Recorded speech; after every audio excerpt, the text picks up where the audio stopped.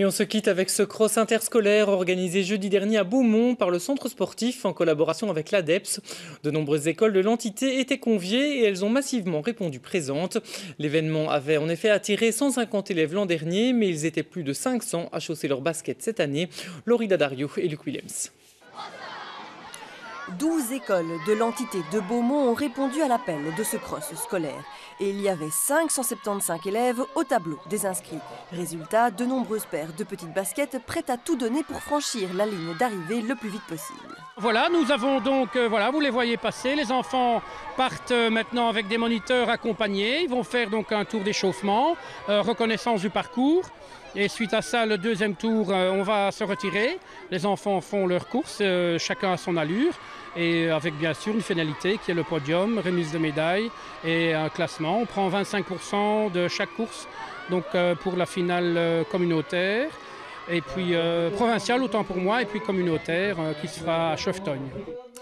Les élèves de 3e et de 4e primaire étaient invités à parcourir une distance de 800 mètres. Ceux de 5e et de 6e primaire parcouraient, eux, 1 km.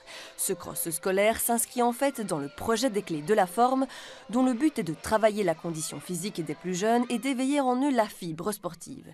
Pour être fin prêt sur la ligne de départ, les petits coureurs du jour s'étaient préparés en amont au cours de gymnastique.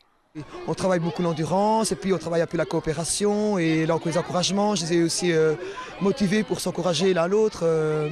Petite classe, grande classe, tout le monde encourage tout le monde. La course permet donc de travailler non seulement le sport, mais aussi l'esprit de collaboration et d'entraide au sein des classes primaires. Ainsi, pendant que les uns se dépassaient sur le parcours, bravant la boue et le mauvais temps, les autres les encourageaient sans relâche. En fait, j'étais devant, mais après, on m'a dépassé. Donc, le principal, c'est de participer. C'était un peu dur, et ça a été. C'est difficile parce que l'on avait qui courait vite.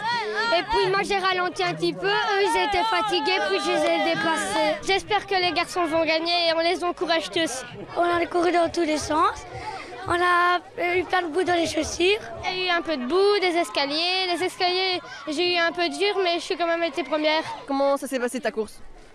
Elle s'est bien passée, mais c'était très dur. Et on a eu fort dur et je suis arrivée 36e. Pourquoi c'était difficile? Explique-nous. Parce qu'en fait, on doit s'entraîner pour respirer. Et quand on ne respire pas bien, on a fort dur, on a des points de côté. Et toi, t'as bien respiré? Pas trop. J'ai été 7e et je suis heureuse parce que l'année passée j'ai été 13e et je suis heureuse de faire un score aussi, un peu aussi bien. C'est la première fois qu'on fait le cross et on ne s'attendait pas à être sur le podium.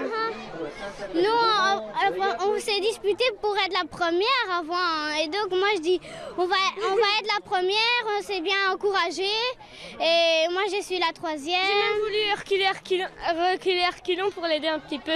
On s'est bien amusé et on espère se revenir l'année prochaine.